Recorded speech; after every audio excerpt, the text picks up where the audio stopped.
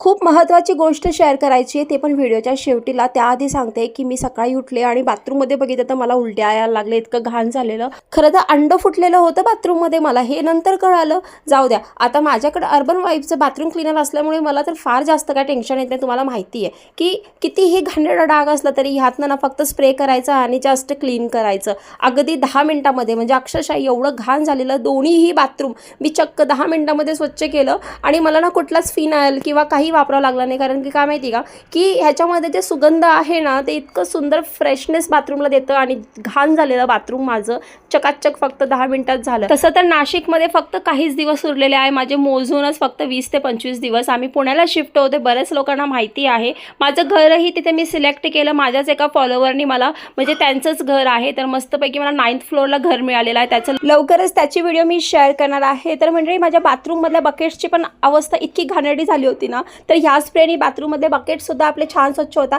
जर तुम्हाला हे बाथरूम क्लीनर पाहिजे असेल ना तर कमेंट बॉक्समध्ये लिंक टाईप करा, लिंक मिळून जाईल.